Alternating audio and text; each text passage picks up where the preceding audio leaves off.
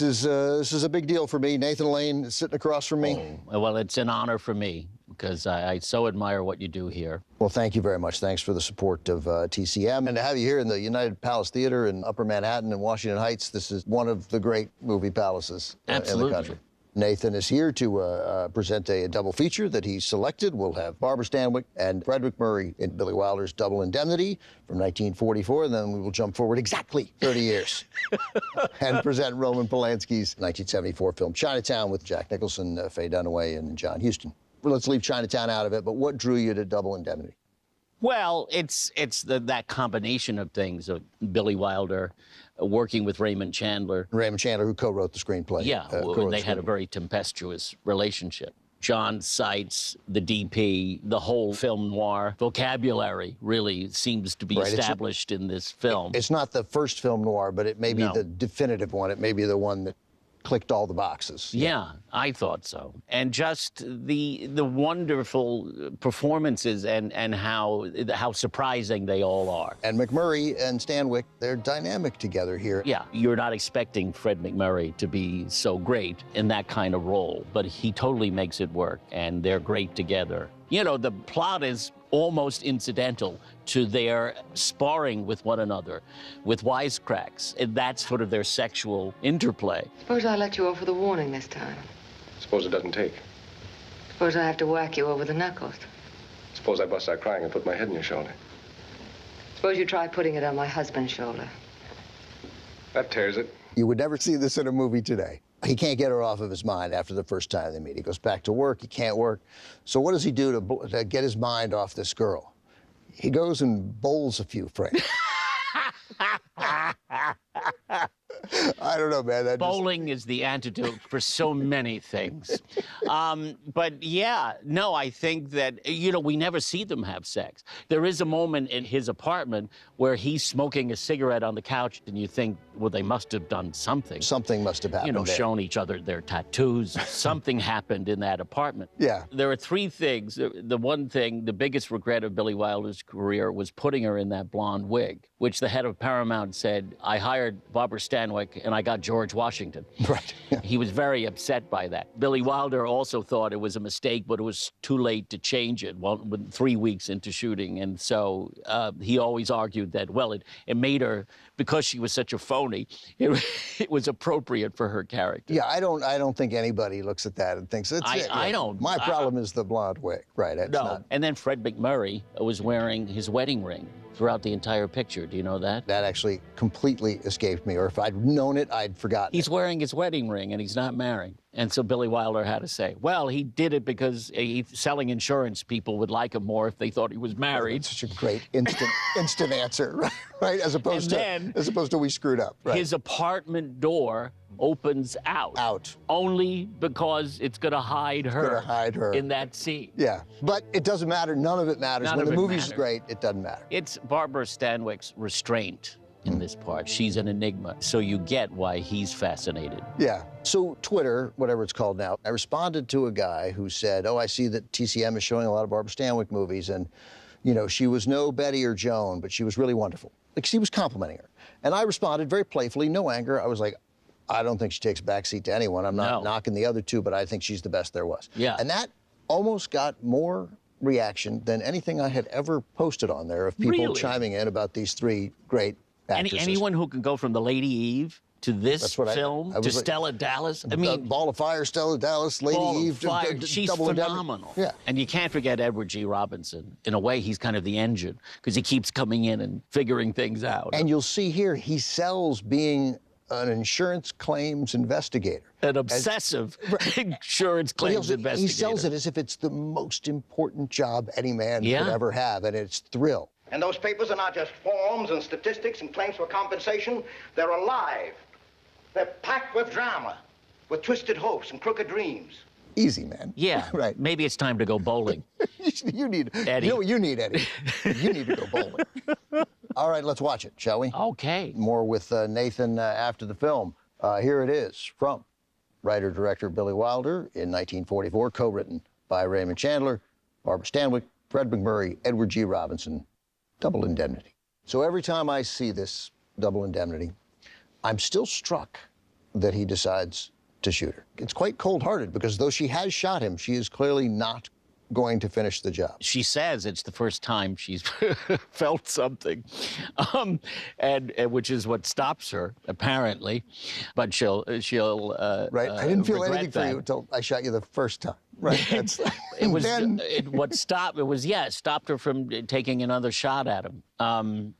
Yeah, I think Fred is trying to make up for what's gone on and seeing if he can. He recognizes that the true error of his ways. Yeah, and the true evil that lurks in her, right? Oh, yeah. That there was no... Well, once he hears about her carrying on with the young man. With her stepdaughter's love interest. Yeah, that's a turnoff. It's a real turnoff. Yeah, but of course there were a lot of optional endings for this one too. There was one ending that had him not dying. I don't even know if it had him exchanging gunfire with her, but where he goes to the death chamber. The gas chamber. Yeah. There's a picture of him in the gas chamber, and Edward G. Robinson is outside. He's sort of the father figure to Fred. Wilder was right. The one they have is the right, absolutely. The right choice. I'm curious about the murder scene, right? There are a lot of ways that could have been done, right? Billy Wilder, we wouldn't have seen the actual murder, but we could have seen the beginning of the strangulation. We could have seen the body tense up, but we don't get any of it. We just get a flailing arm. Anything. All we get. His foot hitting her in the head. A lot of ways they could have gone. A lot of ways, right? Uh-huh. But we get one thing. We get Billy Wilder tight on Barbara. Yeah. The most sexual moment is when off-screen Fred McMurray is strangling her husband, and it's just that shot of her, it's either relief, delight, and it's a little orgasmic. Oh, no question.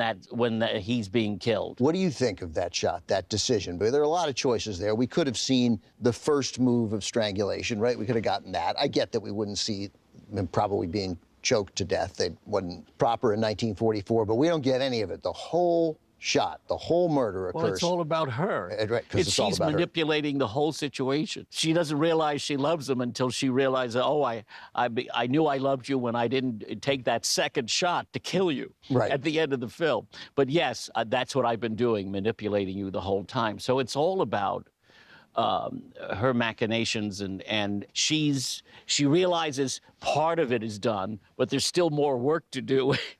And there's just a hint of a smile, and that she's accomplished that through Fred. Yeah. So you have a new show streaming on Hulu? That is correct, sir. Called Mid-Century Modern. Now, I saw the show, the first article I read about the show indicated that this was the sort of Golden Girls, but with gay men. That's not a pejorative, that you were aware of that. Yeah, I think there was already a gay Golden Girls. It was called the Golden Girls. May have been, that's right. Yeah. But yes, that's how it was sort of pitched. But it's really, it's about chosen family. It is about a group of friends who are living together. It's from the creators of Will and Grace, David Kahan and Max Muchnick, and Ryan Murphy is an executive producer. And my co-stars are the magnificent Matt Bomer and Nathan Lee Graham and the late, great Linda Lavin. Linda Lavin, her sudden death caught so many people off guard, and it was very clear in the reaction what she meant to many. Certainly, she's remembered for Alice, of course, the television show, but she was a beloved figure in the theater. She was just a one-of-a-kind actress who could do comedy or drama, and she, at 87, was still at the top of her game. All right, Nathan, thank you very much. Thank you. This was great, and the best part is you're sticking around for another movie. Sure. Coming up, the second half of this Nathan Lane twin bill. It's headed your way. It's Chinatown from 1974, and it is next on Turner Classic Movies. I'm back here at the United Palace Theater in Upper Manhattan in Washington Heights, and I am here with the singular Nathan Lane. Great to be here with you. Gorgeous theater. It hasn't been a movie palace forever, but it is one of the great movie palaces in the country. We've reached the back half of the double feature that you programmed. We opened with Double Indemnity from 1944. We jump forward 30 years from 1974, directed by Roman Polanski, Jack Nicholson, and Faye Dunaway with John Huston in Chinatown. And this is a movie that gets better every time you see it, and you understand more every time you see it. Yeah, it's a complicated plot, and that's how character is revealed. It's all through the plot. Apparently, Robert Evans, when he read it, found it incomprehensible. Yeah, he'd already agreed to do the movie. He loved it. He loved the idea of it, but when he read the screenplay, which was quite long, Yes, much longer. Yeah, he was what it wound up he being. was baffled by it. And I would actually urge people who maybe have never seen Chinatown, to don't get discouraged if you can't follow something. Like, all you have to know is this is about bringing water into the desert, because Los Angeles is in the desert. I think 11 Oscar nominations. It won just a single one for Robert Towne's screenplay. But we've since learned that although Towne, no question, one of the finest screenwriters of his generation, but he did have some help here on Chinatown. Well, this was brought up by my dear friend Sam Wasson, who wrote a book about the making of Chinatown, The Big Goodbye, which is not only about the making of the film, but sort of the end of that era of sort of more personal movie making before the blockbuster. Yeah, when the beginning of the end of the new Hollywood. Yes, yeah, right. Exactly. But yes, he apparently worked with this gentleman. Edward Taylor. Edward Taylor. Yeah. Remember that name. Edward Taylor was, very involved when they wrote things together, but he was sort of he was uncredited. And I presume willing to be uncredited. I think he was. Would have been nice if Robert Towne. It would have been nice. Yeah. And the director Roman Polanski himself maintained that he rewrote much of it. Well, not trying to take credit for it, at the same time acknowledge that this is Robert Towne screenplay. Even the score was a last-minute thing where Robert Evans saw the movie with another score and thought it was horrible, and went to Jerry Goldsmith's house, knocked on his door, and said, "I need you to save my movie." And he did. And he did. Yeah. I mean, that theme with the trumpet, apparently he said to the trumpet player, "Make it sexy, but they're having bad sex." This is one of those films where, when you read that Robert Evans, who was quite as powerful a producer as there was in 1974, wanted Jane Fonda, but Polanski wanted Faye, Jane Fonda would have been wonderful in the role, there's no question. But difficult to imagine anybody else playing Evelyn Mulwray. There's that great shot of Jack Nicholson opens the door and she's standing looking out the window, and it's just her silhouette. She's enigmatic. Yeah. There's no questioning her talent. And her beauty. I mean, some people were just born to be on the screen, and she was one of them. Well, I'm judging only on the basis of one afternoon and an evening, but if this is how you go about your work, I'd say you'd be lucky to get through a whole day. Actually, this hasn't happened to me for a long time. And one reason why you might find that this feels like it was written for Jack Nicholson is because it was written for Jack Nicholson. Yeah. Robert Towne constructed this story with the thought that his friend Jack. They were great friends, and also it was like going to be a trilogy. This was about water, the other one, oil, and land. Right, the big three. The big three. The big three. All right, Nathan, let's take a look at the movie. We'll come back. And the fourth one was ice cream. that I didn't know. They did not get they didn't to get to that one. Let's watch the film more with Nathan Lane when we return. Here it is from 1974, directed by Roman Polanski, Robert Towne's script, Jack Nicholson, Faye Dunaway, John Huston in Chinatown. That's an ending, and that is a great, great, great last line. Oh, absolutely. And it tells me, I thought, that means that in that longer screenplay that Robert Towne submitted, there must have been more to Chinatown than just the few allusions we have to this is where, clearly, as when he was a cop or an investigator for the district attorney, Nicholson didn't play ball. And it led to a murder on that occasion as well. That's right. So someone he was trying to protect was killed. I imagine that was fleshed out a little more to have the big last line be a part of the city that we haven't really ever seen until the final moments. The end, what Robert Towne envisioned and what Roman Polanski envisioned were quite different. Yeah, apparently he wanted a happier, Towne did. For lack of a better word, a happier ending, and that, Faye Dunaway would survive and Houston would be killed. But Polanski... Los Angeles had to represent a terrible place to him. It's his wife and... Absolutely. And his unborn child murdered. Sharon Tate. So he really wanted that bleak ending, which I think was the right thing to do. But I'm sure it was hard. And today they would have fought against it. You're right. Sure. You still want, especially when we learn that what she has been through for her entire life. Yeah. Right? Like, she's earned the right to go off to Mexico or anywhere Yeah, and you think, why didn't you just take her to Mexico? You know, why? What was that? He was trying to, I don't know, stay 3 steps ahead, or that always gets me like, why didn't you just get her to Mexico? Why didn't you leave Thursday?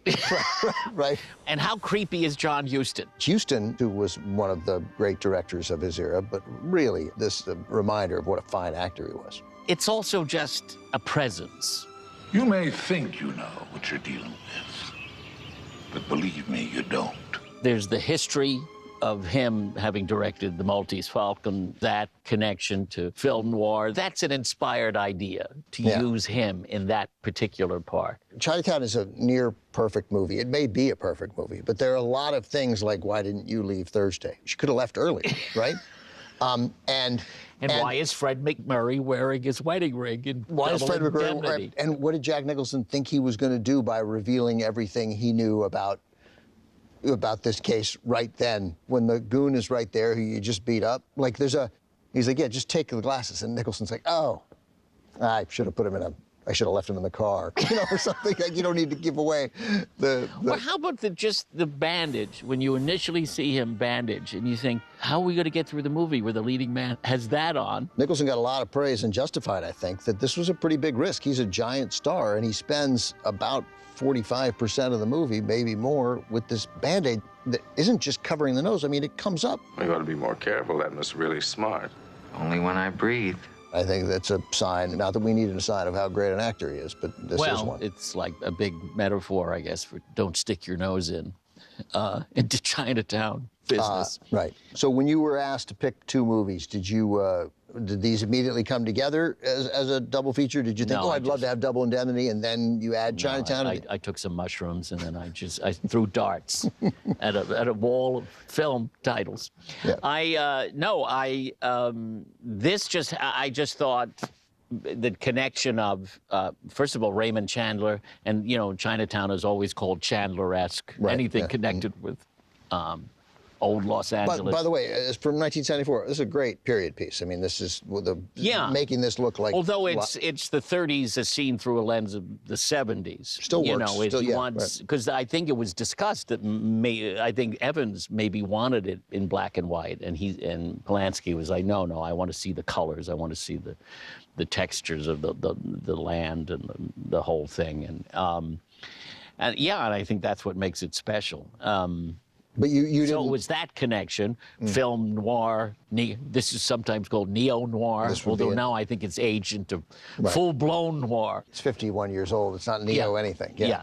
Nathan Lane. Yes, sir. Thank you so much. Thank you so much. Thanks it was for, a great pleasure. Thanks for being here, and thanks for supporting TCM. Anytime. Nathan is done for the night, but the movies, of course, continue on TCM, and as always, they are uncut and commercial-free, so stick around.